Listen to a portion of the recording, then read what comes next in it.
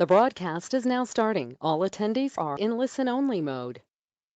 Good afternoon, everybody. This is Susan Sweeney, one of the deans at eLearningU, and I'd like to welcome you to today's program. For any of you that are new on the call, we go for about 50 minutes of great content, and then we have about 10 minutes of Q&A. And we do our questions one of two ways.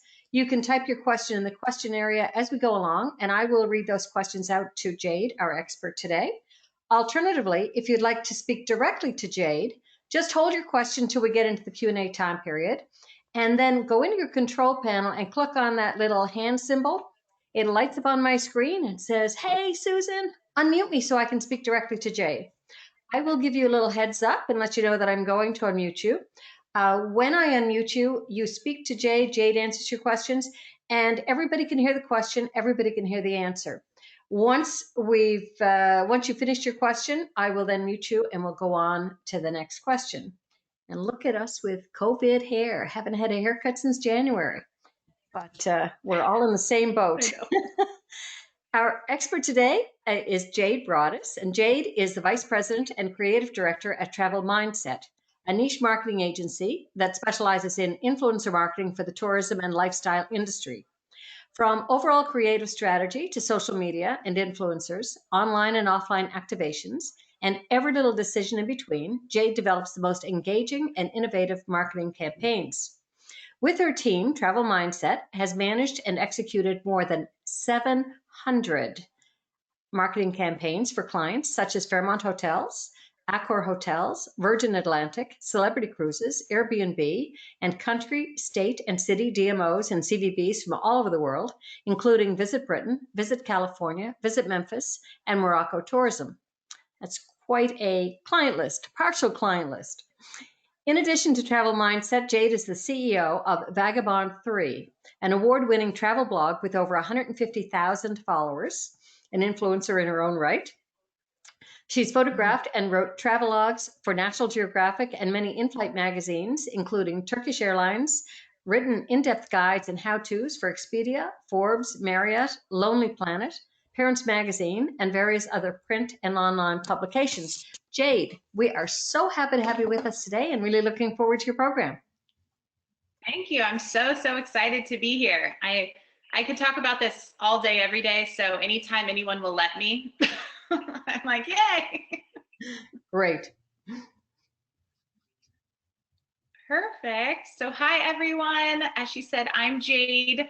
If you have any question at any time, just let me know, and I'll put it in the chat, like she said, and I will answer them at the end.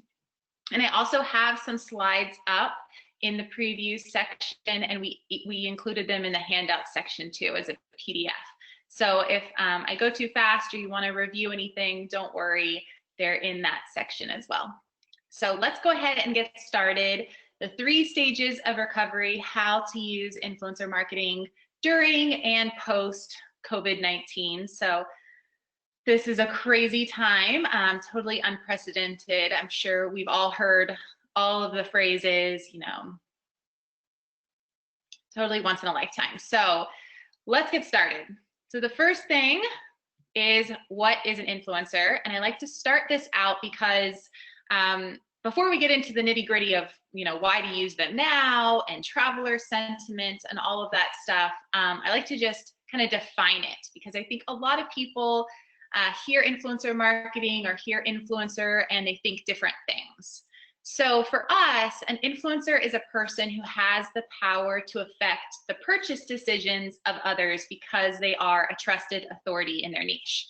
So I put just 3 photos there as examples. So they're looking to influencers, you know, for travel advice, you know, where to go, what to see, what to do, for the best gear to buy, if they should take a road trip, what kind of car on their road trip, kind of in all the nitty-gritty in between. And these influencers are people that follow on every day of their life. So whether that means the mom taking her kid to preschool pickup, what she's packing for lunch, and then all the way to travel. So they really do have that trust built in, and they trust them like they would a friend or or in, a real life family member. So what makes a good influencer? Because there are a lot of content creators and people who have an Instagram account, and that doesn't necessarily mean they have influence. So the first thing that we always try to look for is that they have a strong connection with their audience. So we want to have proof that their audience trusts them, right?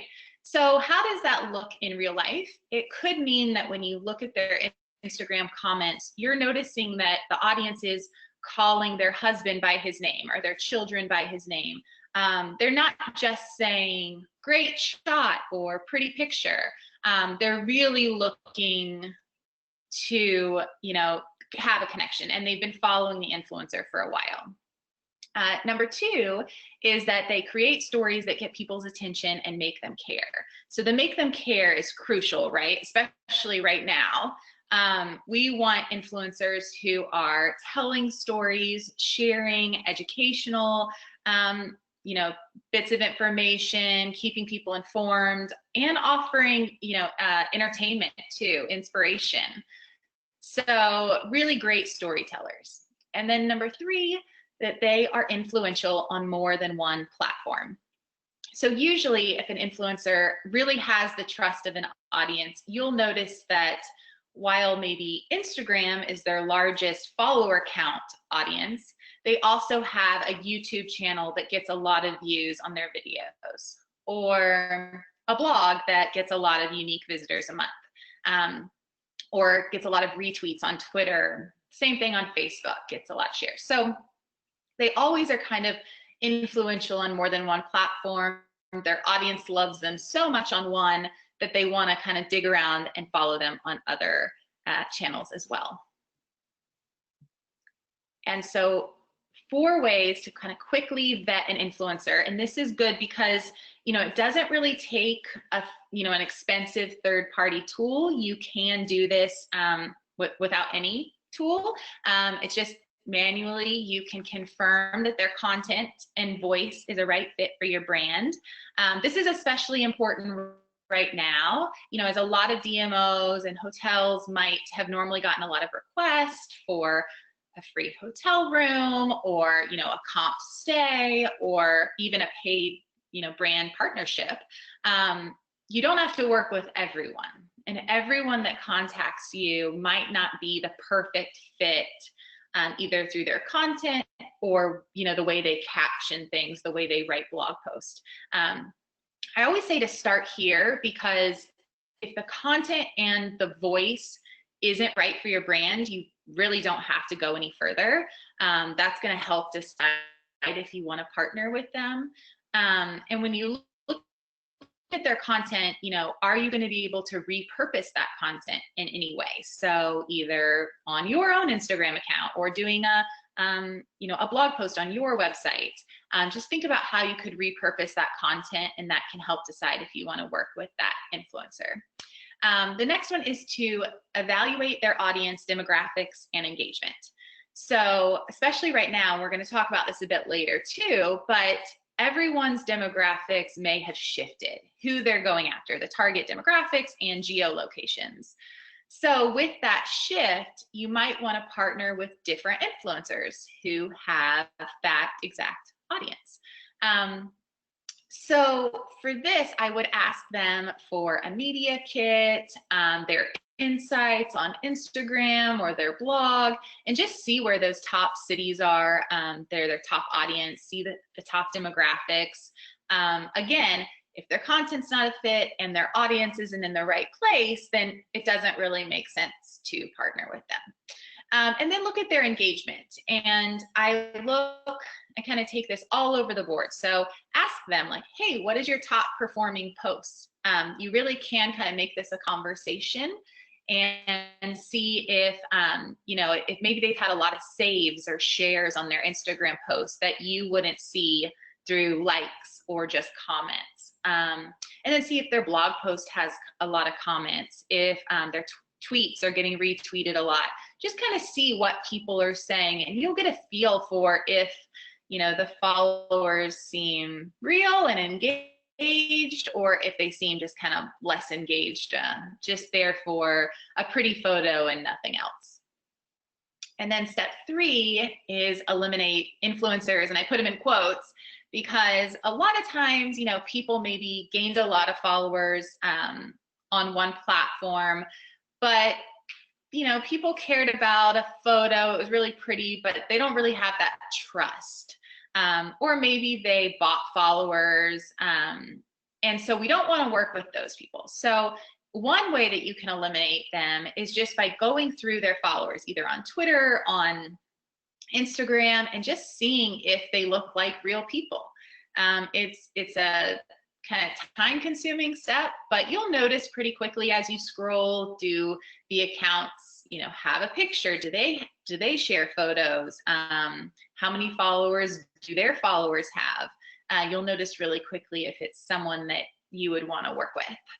And then number 4 is to create a relationship. And I'm going to be saying this over and over again today during the webinar, but real relationships that you create with influencers is really going to help you in the long run. I think right now the DMOs that are really succeeding are relying on influencers that they've had a previous relationship with, and they know they can just quickly email them or send them a DM and get in touch with them. And so making sure that you have those relationships and you foster them, right? So check in with them.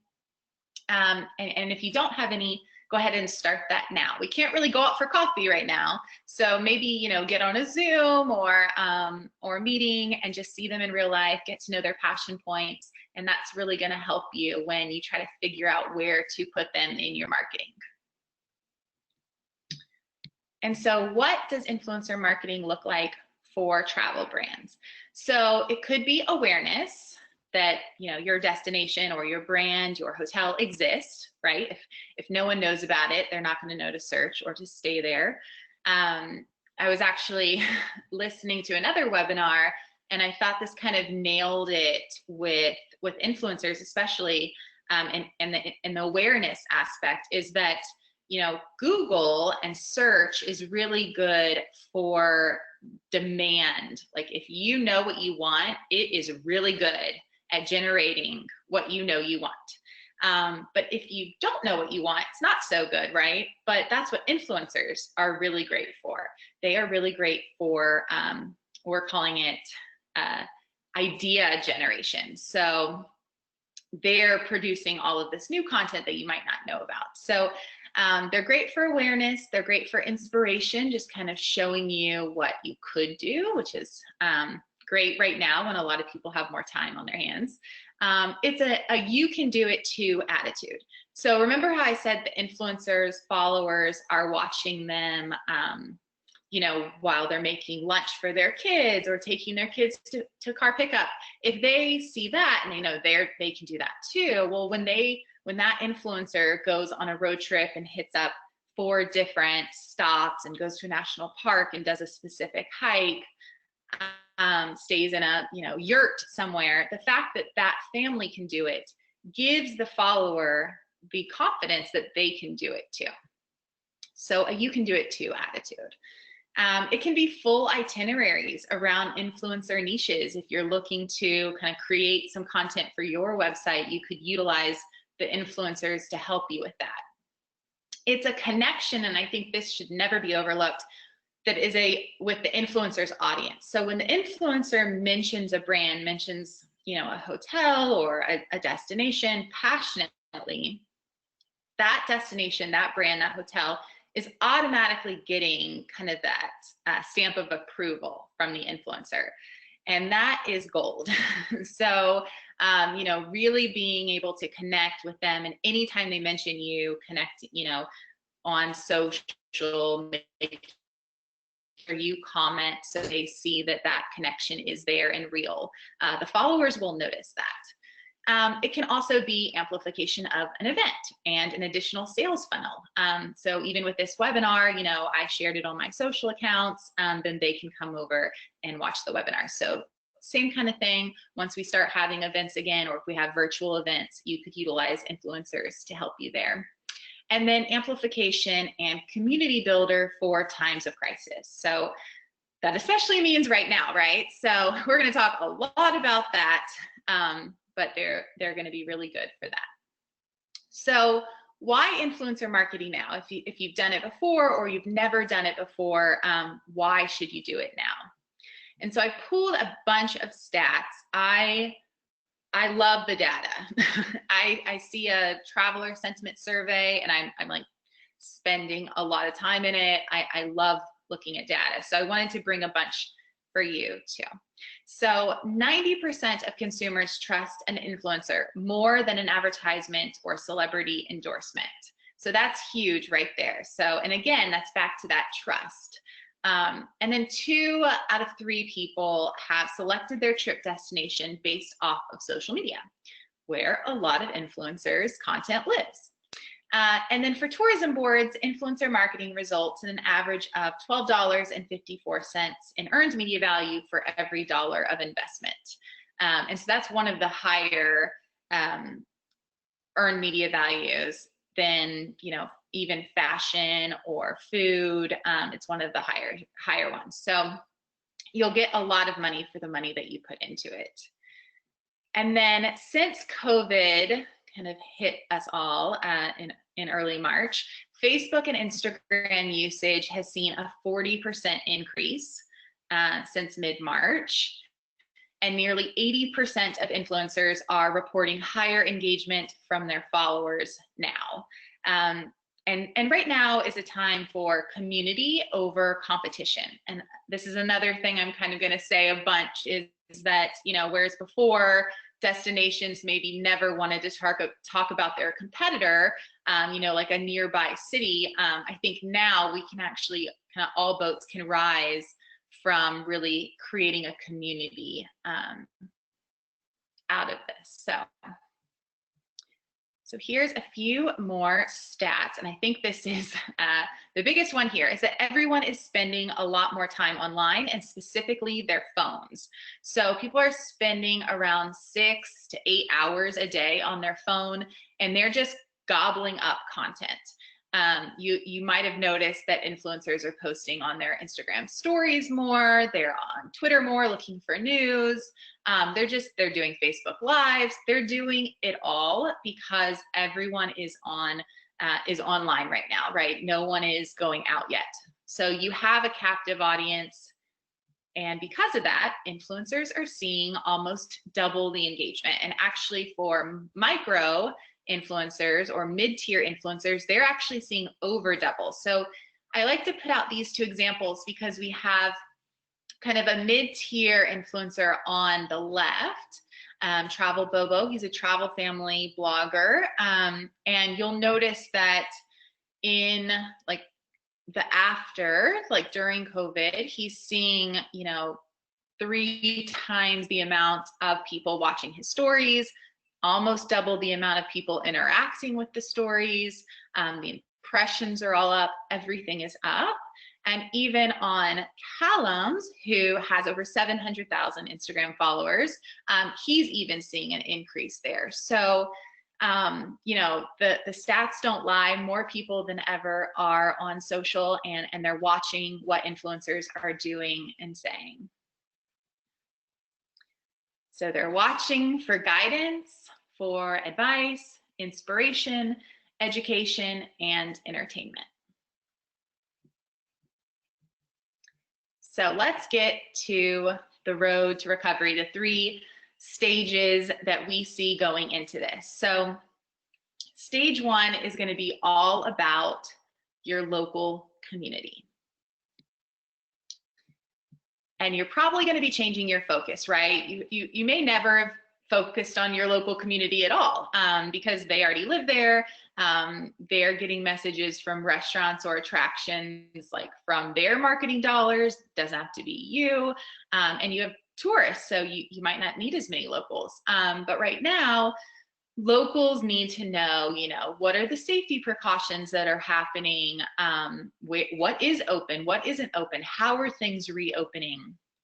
So the first step here is to build resources for your local community to come together and support each other. So if it's, and I have a couple examples. So if it's changing your messaging on your Instagram to be very local forward. So this is Travel Portland. Basically, the second they had a stay-at-home order, they switched all of their messaging. And it's all about local, and it has been for about a month now. Every single post is either talking about, where locals could get jobs if their job, if they were laid off. It talks about restaurants that are staying open for takeout. It talks about, just different local initiatives that are happening, and it's really become a valuable resource for their locals. And you're going to make, like, if you do that and you put an emphasis on your locals, you're going to make your locals your greatest ambassadors. I can't preach that enough. If they feel valued, and especially during such a time of uncertainty, if they feel like they are safe with you because you are providing so much guidance and help, they're going to be the ones that are shouting from the rooftop for their family, for their friends to come visit Portland. So just remember that when you're thinking of why, locals, is that they really are going to be a really great ambassador. And Oklahoma City and a couple other tourism boards have created on their website how to support them right now. And you can see it has like the restaurants that are open, small businesses that are open, and so on, different ways that they're kind of supporting their local community right now. And some of these even you can, go to the restaurant and buy a gift card to use later. But this is kind of the messaging that we should see happening right now, is really switching over to a local. So once you've done that, then you'll be in stage 2, where it's still about locals, but this time it's your local influencers. So if you don't know any of your local influencers and you don't have any relationships created, go ahead and start creating those. So if you don't know who they are, you could easily find some looking at your Instagram and seeing who's tagged you in post. This is one way. If you know one influencer in your area, reach out to them. Get a recommendation for other influencers that they might know, because we all know everyone, right? And so, ask them, hey, who would you suggest that I talk to? They're always willing to share more information.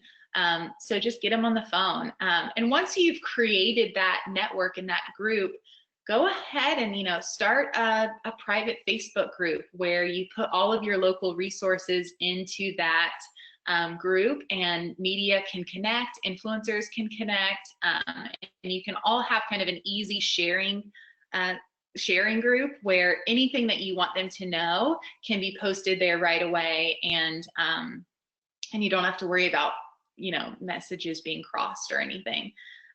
You could even host influencer or media virtual happy hours, again, to kind of foster that relationship. If there's a brewery in town or a winery, you could even send them a gift basket and just be like, can't wait till we can do this in person. Again, everything right now is just about building those relationships and utilizing the influencers to help you tell your story. So once you have those relationships, then you're going to want to utilize the local influencers as amplification. So basically, they can help you reshare any safety protocol that's been changed or updated since COVID started. And I have this quote here from Visit Finland. So they actually created their network of local influencers, and it was about 1,500 that they decided to do this campaign with. And it could be as small as 5. You don't have to have 1,500, but even 5 would be great. And what they said is that everyone gets their information in different ways. Some people are reading the newspaper, some people are watching the news, some people are on social media. And so this was a way to get reliable information to social media influencers, and they would all be telling the same story. So I don't know about you, but like consistent messaging right now, I think is so important. I feel like if you know that your tourism board or restaurants, if they're all sharing the same message, you know that it's safe to visit and you know what to expect. And that's pretty comforting in a time with so much uncertainty. So, you know, like he said, by working together, we can prevent the spread of false information.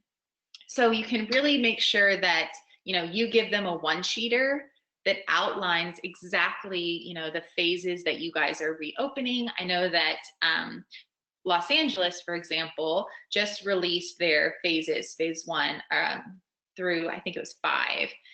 And they're in phase 2 now. And so it outlines, you know, it's just a one-sheeter, and outlines exactly what phase 2 means. It outlines, you know, how to stay safe, where you can go, where you can't go yet. And it's really helpful. And it was, you know, like I said, just a one-sheeter, so not that much information to consume.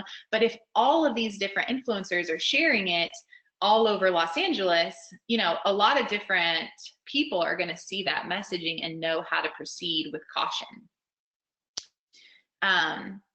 And then step 4 is start to get locals sharing about their favorite things. So it can be the reopening strategy and new restaurants that are opening. It can be about, you know, timing, like they're only open from these hours to this hour, or for pickup only, or even different trails, how they're opening. You can also utilize influencers here.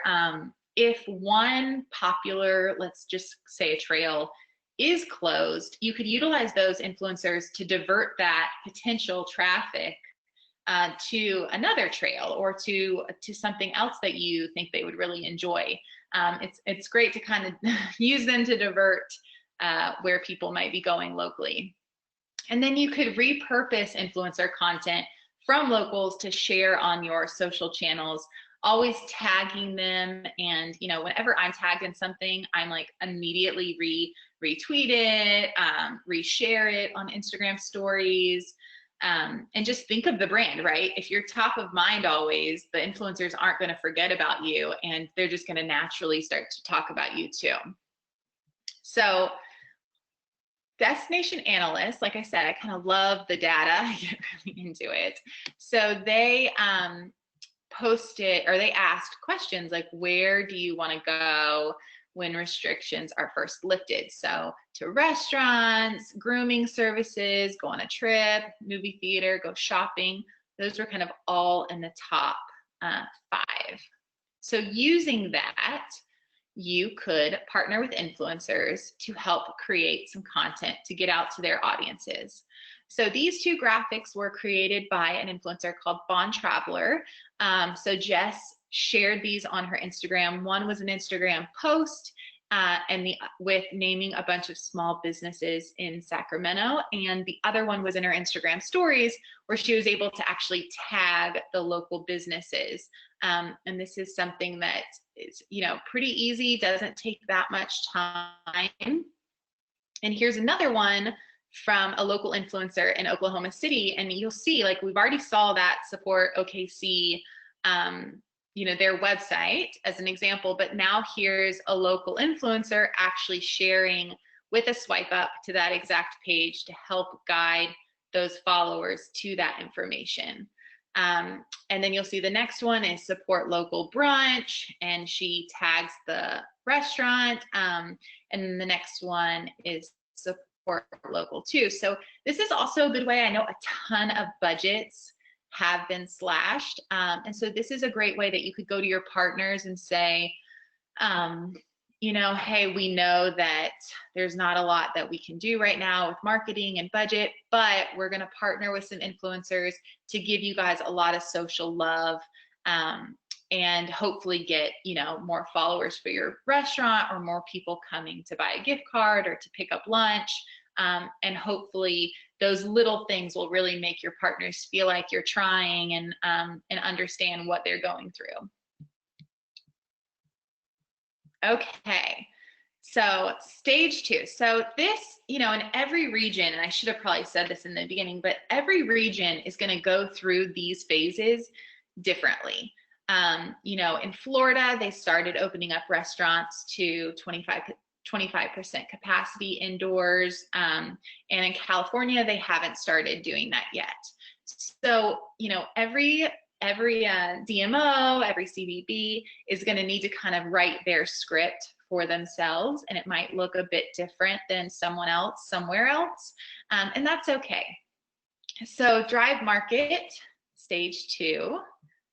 Again, we start with the data. And one plug here for Destination Analyst is they release a weekly traveler sentiment report every Monday, and it's free. So you can go on their website and get the traveler sentiment report, and it just really helps to kind of see what people are thinking, where they want to go, you know, maybe how they're feeling. It's really great. And so this was in this week's all about traveler behaviors kind of in response to COVID-19. And so you'll see it says 46% said they'd take more regional trips near their home this year, and that 38% said they will take more road trips this year.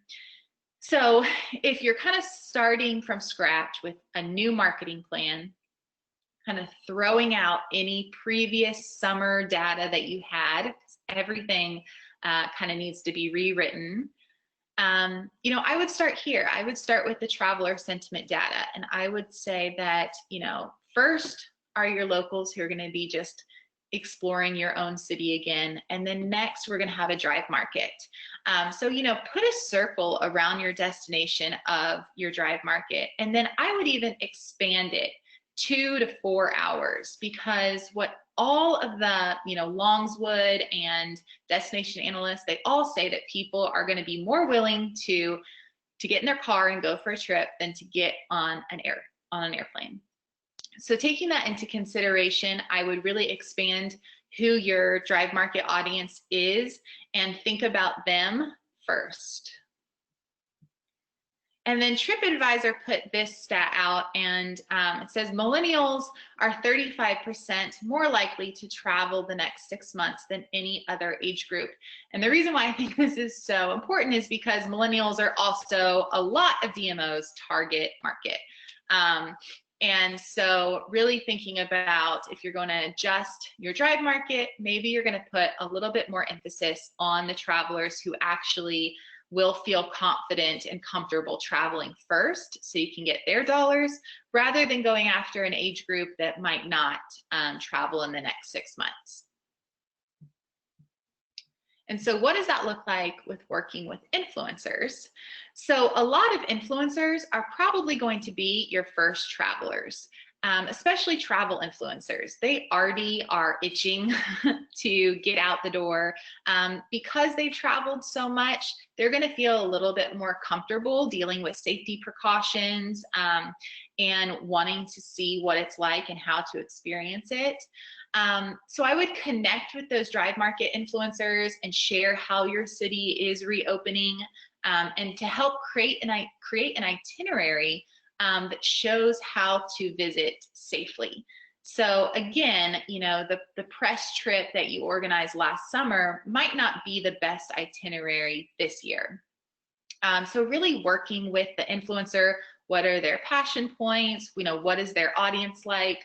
You could even, you know, before you figured out an itinerary, you could have the influencer poll their audience. It's really simple to do on Instagram stories.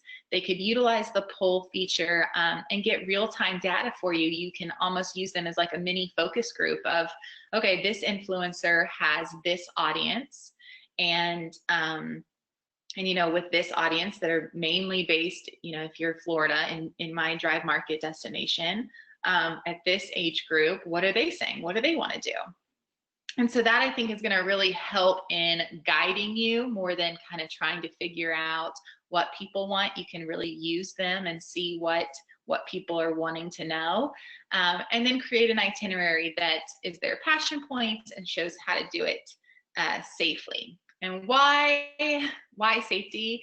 It's because right now travelers are kind of scared. They don't know what it's going to look like. They don't know how safe they're going to feel. So if you can utilize influencers to show the safety precautions that your destination is taking or your hotel, then it's going to make them ready to kind of get in the car and come visit you. So 63% said they agree or strongly agree that they can't wait to get out and travel again when this is over. So I would say once it's safe for travelers and you know, your state has opened up leisure travel, I would say start working with influencers to allow them to be the first ones to show their followers how to do it safely. So what this means is if they, you know, maybe they rented a car and you're Alamo and you want to show people that renting a car is really easy and super safe. Maybe you've even made it contactless. You've added some more kiosks that they can get their car and their keys pop out and they never have to interact with another person. You know, influencers can show that on their phones through their Instagram stories live and show every step of the way so that the people know how easy and how safe it is.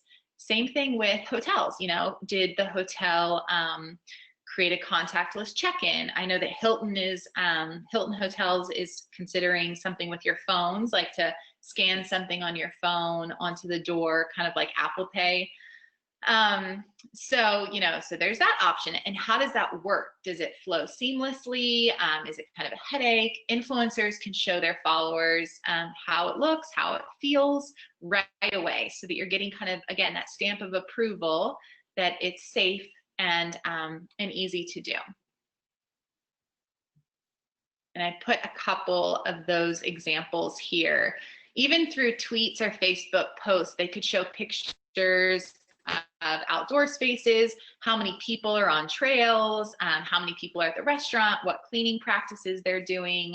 You know, through an Instagram live, they could show you how an attraction has made updates, or even what, you know, a waiver, what signing the waiver is like now.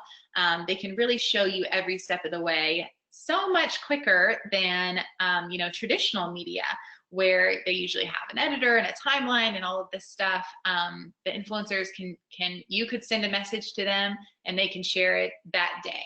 So really thinking about how quick and easy it is to get messaging out through influencer marketing. And then step 2 is to create a co-op program with other destinations. So again, kind of going back to that before, your neighbor city or a city down the road maybe was competition. If you guys both had a lot of breweries and murals and you know, some of the things all check the same boxes, it might look like competition. Now I would look at that as like an ally for you. So I would create a group of several cities or towns, stops that would be an easy, longer road trip for someone. This will be an easy way to stretch your budget. Again, we know that budgets are tight, but it'll be a way for an influencer to connect those destinations for an audience. And for then the destinations to kind of piggyback off the content that's created for the other destinations. It's also an easy way where you could partner your local influencers with an out-of-town drive market influencer. Perhaps you have your local influencer meet the out-of-town influencer for a socially distanced appropriate hike, or you know, maybe they're doing an Instagram live where they're both talking to their audiences, and kind of the local influencer is giving advice on, so when you get to Franklin, Tennessee, I want you to stop here, go here, stay there, what questions do you have? It could be a really fun way to create, you know, a relationship for both of those audiences to watch and see that kind of develop. And how fun would that be to have those lives as kind of an intro into your destination? And then, yeah, just think of them as allies, not competition. One example is Visit the USA has been doing these virtual road trip IG stories. And they've been going to a different state or city each day. They're super interactive, and they utilize influencer and user-generated content. So each photo along that strip is from a different influencer or a different user-generated content piece that they were tagged in. And then you can tag the location, you can add a poll, you could add questions to make it really interactive. I would get even more involved and have like the influencers take over your channel one day so that it really is from their perspective, and maybe they tell their audience on their Instagram stories like, hey, I'm taking over, visit the USA stories today, come check it out for exclusive, never before seen content. So then, those followers are going to come over, and now you're going to have additional followers on your destination page. You could also, once they've created the itineraries, you could make branded landing pages. So these are some road trip itineraries that we made for Travel Nevada. And so you can see at the top, each influencer was listed, and then what their niche was. And then you can share it on Facebook, on Twitter. You could also, they were all Google Maps embedded. So this is a way you can get additional content on your website that the influencers can promote. And here are some examples of Instagram stories of the influencers promoting it. So really easy Instagram stories with swipe ups, and then going over to their travel blog. In stage 3, fly market. So now, what all of the traveler sentiment data is saying is that most people, once they take their first flight, they want a nonstop direct flight option. So again, going back to like, your whiteboard, you're recreating your marketing plan. Really look at the cities that bring in direct nonstop flights.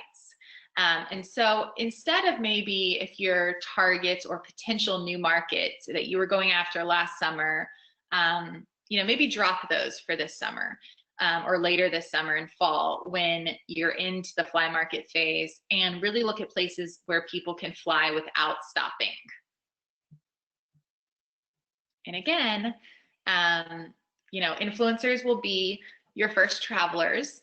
So this is going to be different timing for everyone, but once it makes sense, you can connect with those fly market influencers, share how your city's reopened, anything new that's developed because of all of this or maybe changed since their last visit.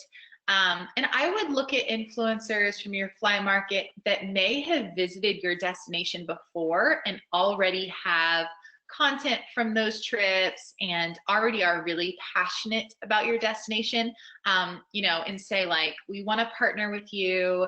We want you to come back and see all the changes and see how our city's thriving. Could we do some pre-trip promo using the content that you created previously? That's an easy way to kind of utilize that content and make sure that it just doesn't go wasted. I know influencers take so many photos and videos from their trips, some of which never see the light of day. So kind of repurposing that content again. You could even make a Facebook ad out of it if you wanted, and then work out the negotiation with the influencer with how to use that. So again, back to our traveler sentiment surveys. This is where people are saying they're going to start taking their first leisure trip. So you see it kind of starts building up July and August, and then September is where it really hits. So I would think about that when you're doing this whole plan and how that kind of fits together, but thinking September. And I would go ahead and start sharing inspirational photos, videos, itineraries for those later summer months. You can't really stay silent. As we said, a lot of people are on their phones more than ever. And if you just stay silent, or if you're not engaging at all, people are just going to kind of forget about you. You kind of need to stay top of mind, even in this pandemic. And influencers can be an easy gateway into having that conversation really honestly and not come off tone deaf. So here's one that I'm not sure if this video is going to play, but this was a small Instagram 15-second ad that we did with Visit Mammoth. And it was actually, it included like a swipe up, and it was a video. And each photo or video that was used in the ad was from a previous influencer trip that we had coordinated with them.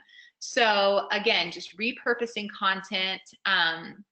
They didn't have to pay for, you know, a photographer or video crew to come in, which can cost, you know, thousands and thousands of dollars.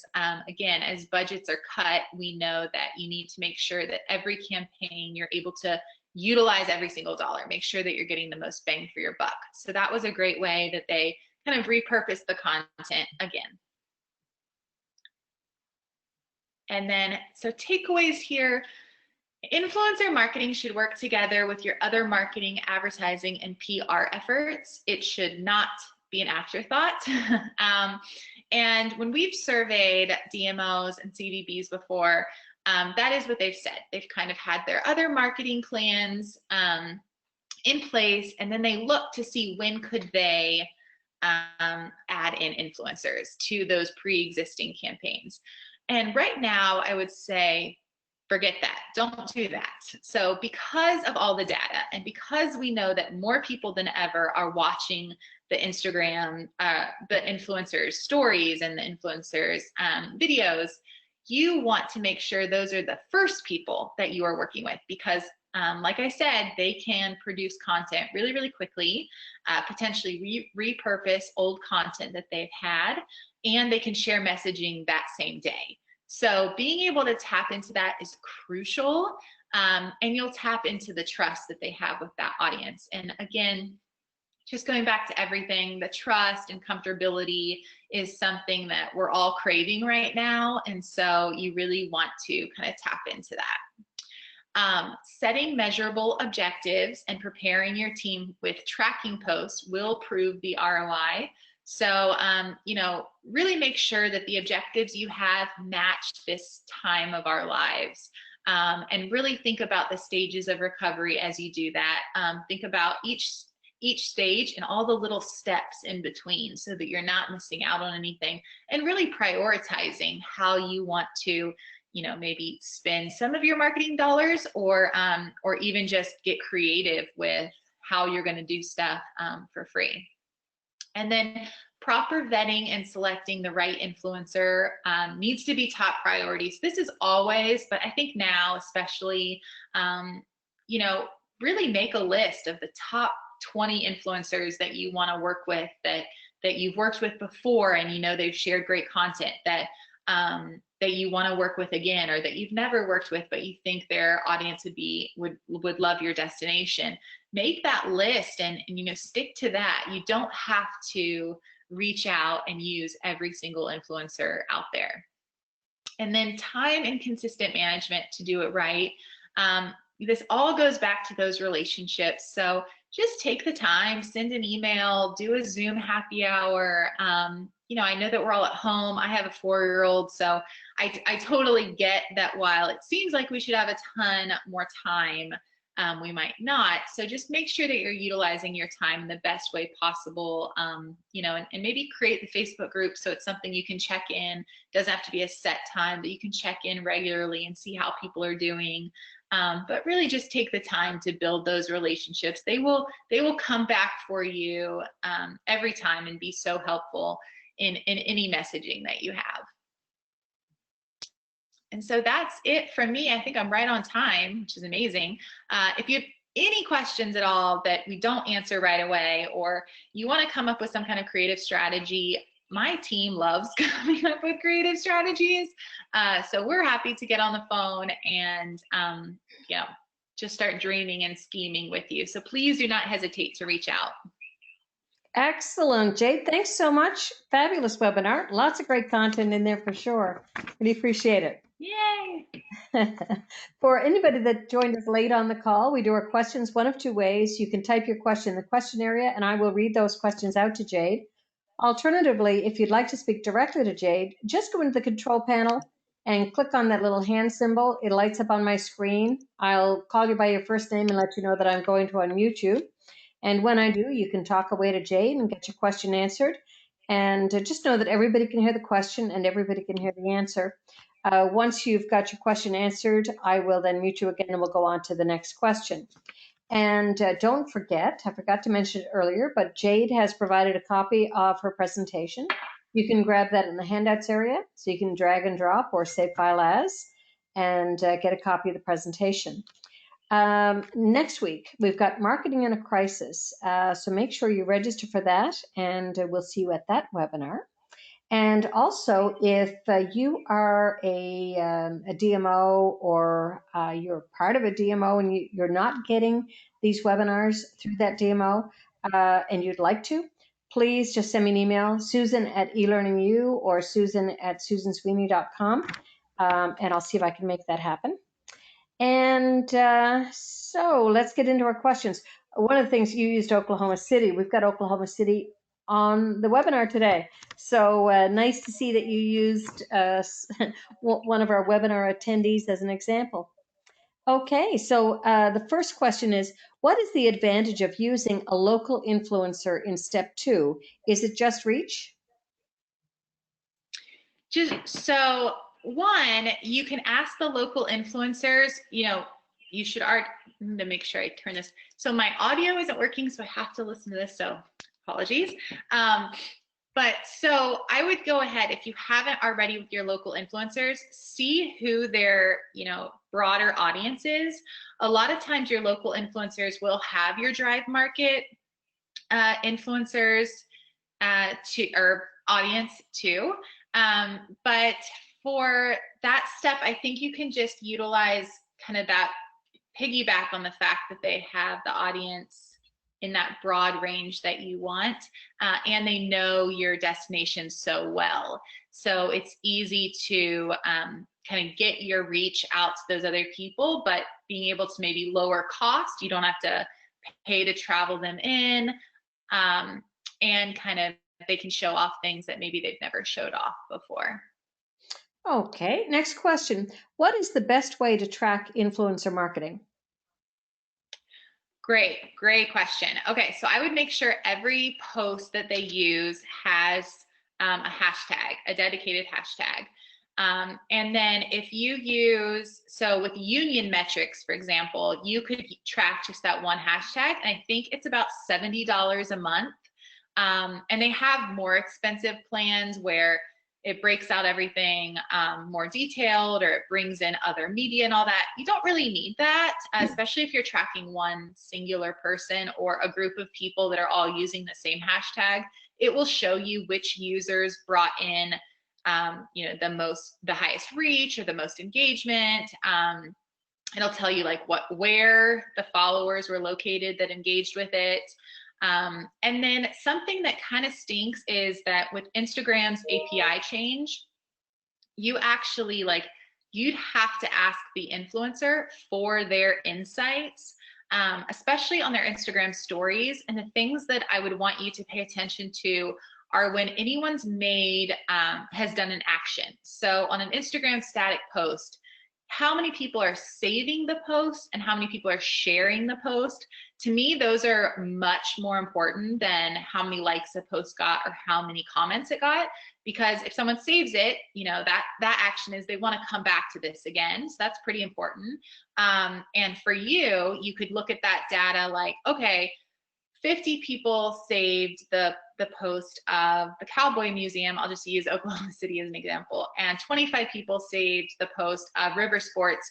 Maybe we need to be promoting the Cowboy Museum a lot more in our own posts, because that obviously struck a chord. People really liked it.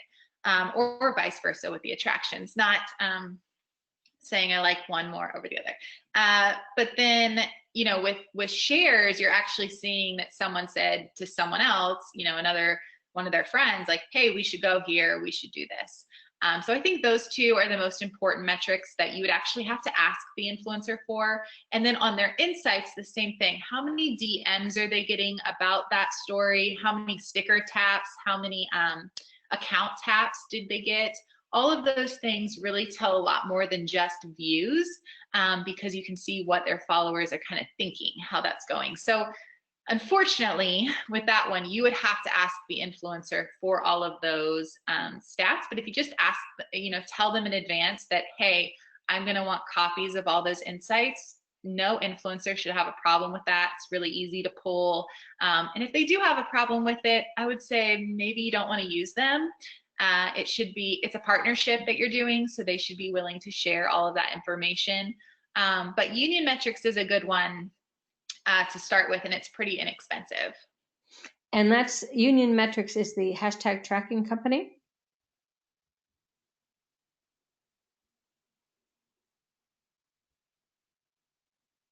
Did you hear that? Is Union Metrics the hashtag tracking company? Yes, it is. Mm-hmm. Okay, that was so it can track for like if you had a Twitter chat, which are just going crazy right now. We've hosted a couple ourselves, and it's really great to have a really fast conversation. They're usually about an hour long, but they're really good to have like a fast conversation, get a bunch of bullet points out, tag a bunch of your partners, and then they can engage too. And then work with influencers who have already been to your destination that you think are going to be really good advocates for it. Get them to tell everybody that they're going to come. But yeah, Union Metrics is great for that. There's a few others that just get really expensive quickly for one destination. So I don't think I would suggest that. If you partner with, like Travel Mindset, or if you partner with another influencer marketing agency, they've kind of built all of that cost in for you and you do a campaign. So you're going to get much more detailed analytics, just because like we'll be able to tell you blog post views, time on site, where the visitors are, video views, video completions, all of the nitty gritty stuff. But it's a little bit more expensive. So right now, I probably would not suggest you utilize your, maybe limited budget for that. I would say start with Union Metrics. Okay, great. Next question is, we're a hotel. What is the main objective of using influencers now? We have very little budget now, as we are not open for business. Are we looking to improve sentiment or grow followers? Yeah, so I would say improve sentiment for sure. If you haven't, if you have any like local initiatives that you're doing, like for example, there's a new program that was launched with MMGY and I think US Travel, that like if you buy a hotel room, then you can give a hotel room to an essential service worker. And Fairmont Hotels is one of the chains that's doing it. And there's a couple others that I can't think of at the top of my head, but they should be utilizing influencers to promote that. One, it's kind of a do-good service that they're doing. Everybody likes, feels good when they utilize a service like that. They're getting something out of it, but they're also giving something to essential workers. So that's an amazing program that I would highlight right now. I would utilize any influencers that have visited before to kind of create like my perfect day in cities, kind of virtual escapes, talking about the hotel that they stayed in and the city, get them to tag everybody. So maybe the city re-shares your stuff, featuring the hotel. You right now, but I probably wouldn't put that as my focus. I would mainly just try to keep everything top of mind. I think a lot of brands are just going completely silent. And the problem with that is that when it is safe to travel, everyone's marketing is going to be on again and no one's going to know how to kind of filter the noise. So, I have a great relationship with Fairmont. That's kind of why I brought them up, and Accor Hotels. And so anytime I see like they created special Instagram filters that you can use and be in a different Fairmont location, they've created Zoom webinar backgrounds that I use whenever I'm on a webinar. So I try to talk about them then. It's just like any influencer that's been to the property before, that's talked well of the property, I would kind of reach out to them, just see how they're doing, start that relationship so that once it's time to suggest where to go, they're kind of top of mind, or you're top of mind for them. So they're just continuing to talk about it. I would just keep it like that rather than, I know some hotels aren't even open. So rather than trying to get them there or gain followers, just really come off easy breezy. We've updated our cleaning standards. We can't wait to welcome you here, but through the influencer's voice. So it's kind of that third party stamp of approval. Sure. And this next question is kind of a follow on to what you're just talking about there. It says, should we be working with influencers on what they will do for us once we're open for business, or should we be using them now? So I think you should be utilizing them now. So you could utilize them now, like the Visit the USA examples. So creating kind of virtual road trips or guides through, like if you're partnering with an influencer that's previously been to the location. And when you reach out to them, go ahead and say like, I'd love for you to do this takeover on our stories. Our stories normally get X amount of views. You can tag yourself. So maybe, you're kind of saying like, I don't have a budget right now, but I do have an audience. And whereas like 2 months ago, the idea of paying by exposure was almost insulting to some influencers because they have huge audiences or their own audience. Now it's like, okay, a lot of people are willing to do that because they know so many more people are watching stories and are online. Or if you can give them a link to their blog on your website, that's good currency. Kind of think outside of the box of how you could pay them without cash and offer that. Another thing that we've seen a couple destinations do is they've done like a deferred payment. They said like, we can't really pay you right now. We don't know what our budgets are going to be, but we would like to utilize you in X, Y, and Z. And could we defer this until whatever date, September, October. And so we've had a couple do that. We've had a couple destinations actually create care packages for influencers.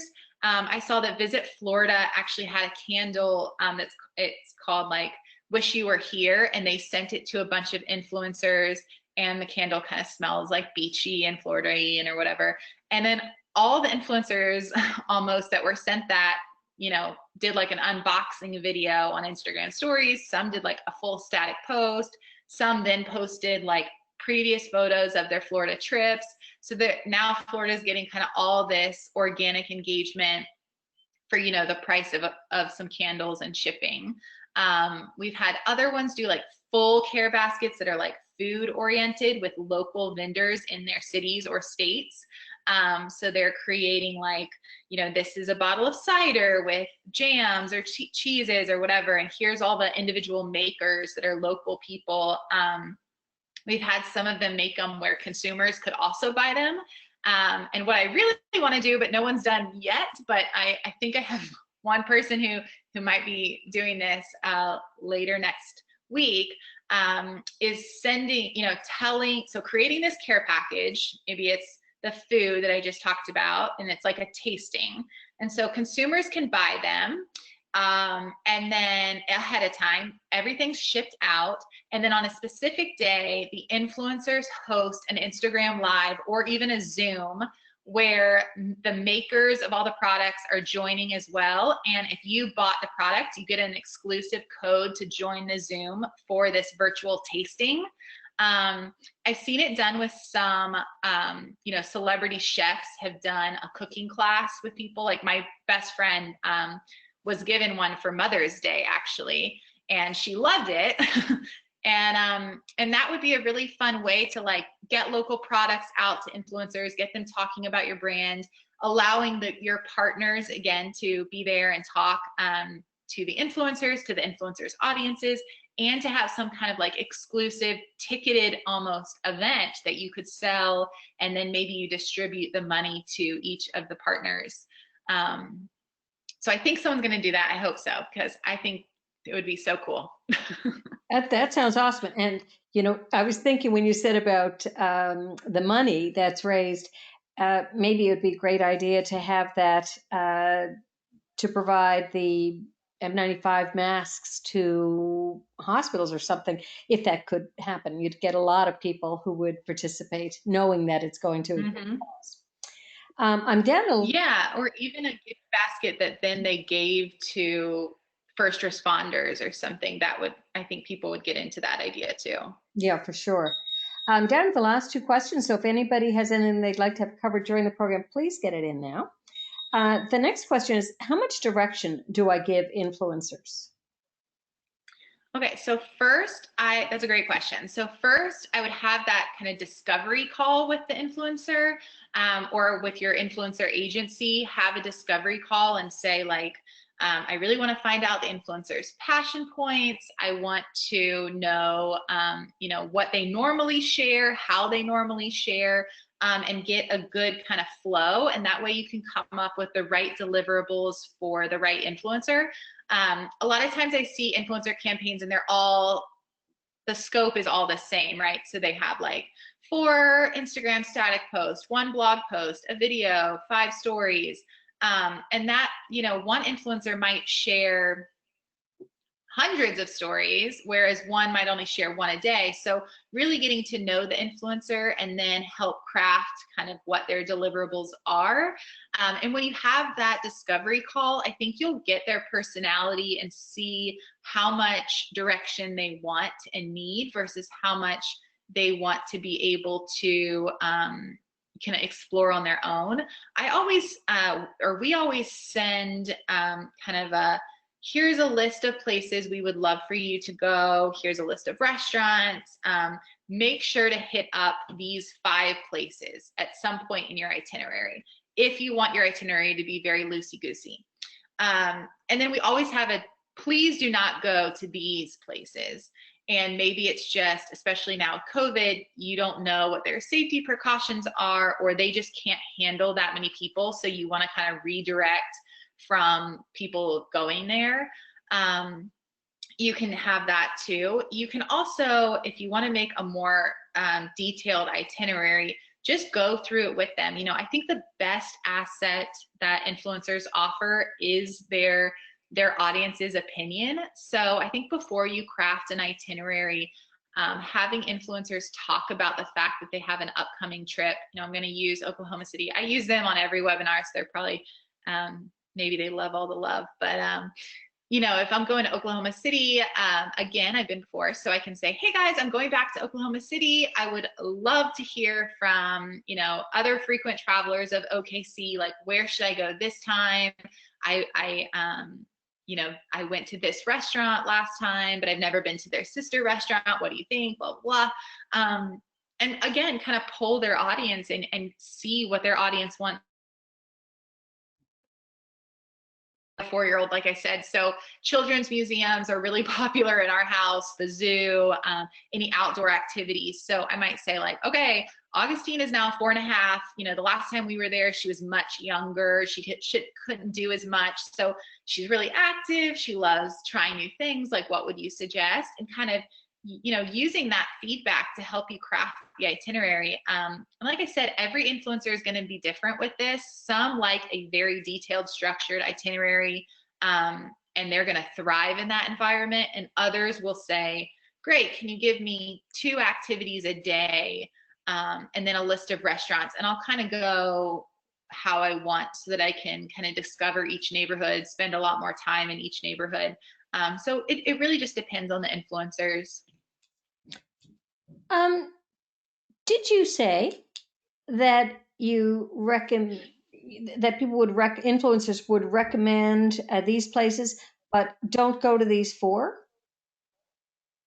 Yeah. So for example, if there was a restaurant or an attraction that was just crazy busy all the time, and you don't need to send them any more business, you could write that on your list to the influencers. Like, here's the 5 restaurants we'd love for you to visit, but here's 2 that the line's just out the door every day. There's just no need to go to them. They have enough traffic right now. We want to promote these other places. It's absolutely fine to kind of give them a do and don't list. Or if there's any language about your destination that you would prefer them not to say, I think that's fine too, to kind of address that with them and you know, tell them either what you've done to alleviate a problem or help a problem, and then they can either talk about it openly with their audience, like, well, this is what they've done since then and it's really great,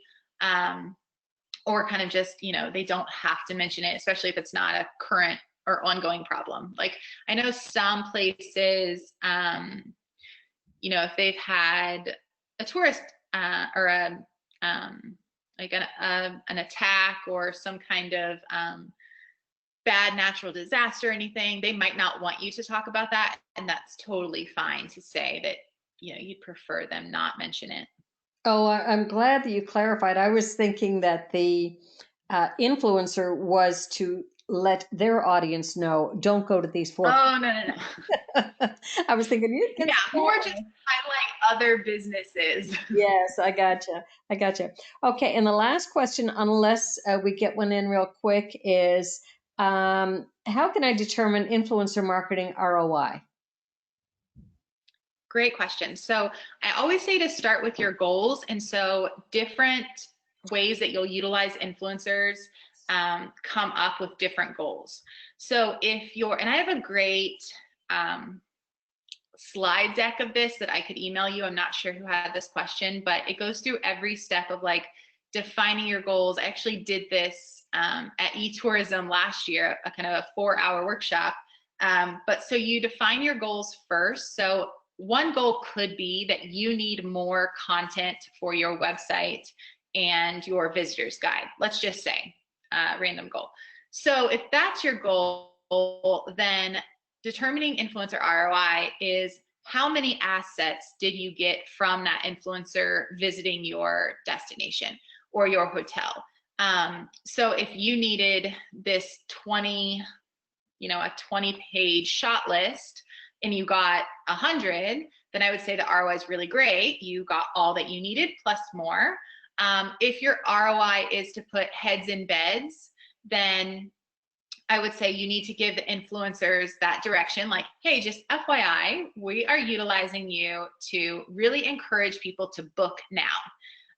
And based on all research, the reason that people book a trip fast is an exclusive discount code. So even if it's, and this is great for hotels, even if it's $25, or it's no money discount, but it's a perk when they check in, make sure that that is a code that is exclusive to that influencer and it lasts for X amount of time so that you can make sure people have the time to book it. But that way, any person that uses the code, you would be able to put a monetary value next to them. But then I would also say with heads in beds, you kind of have to think long term.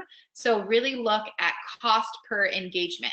So cost per engagement is something that no matter whether you're marketing on Facebook and you're using Facebook advertising, or you know, you're doing kind of like a print buyout, right? What engagement do you want from those, and what is the price of it? With influencer marketing, you can, you know, especially compared to traditional marketing, you can say every engagement that comes from their post. So really, you know, if you're trying to prove ROI, we can really prove ROI with influencer marketing. We can say X amount of people viewed their videos, X amount of people sent them a DM, Y amount of people saved their post, viewed their blog, etc. So you can really say like, wow, our cost per engagement was, you know, half a cent, where our cost per engagement on a Facebook ad is $1.50. So you could compare them, you know, apples to apples. If it's to get more email addresses, make sure again that the influencer knows that. We find a lot that clients will have these goals that they've never, you know, relayed to the influencer, and they feel like, oh, well, that's why it failed. We got a lot of likes, but nothing else happened. And when we do a little bit of digging, they're like, well, yeah, we were really hoping to increase our email subscribers. And it's like, well, did you give your email subscriber link to the influencer to share either on stories? Was there a reason for the influencer's audience to sign up for your email? Or is their audience going to get, again, something exclusive or a reason to sign up?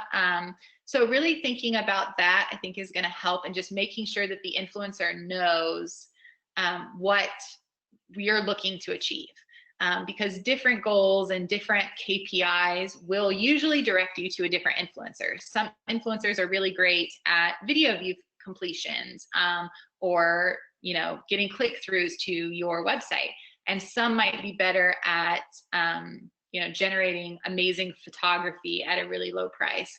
So then those might be two different influencers. So really thinking about your goals first is going to help then later prove the ROI. But I'd love to send my booklet to you, whoever that was, because it goes into like the nitty gritty of all the steps.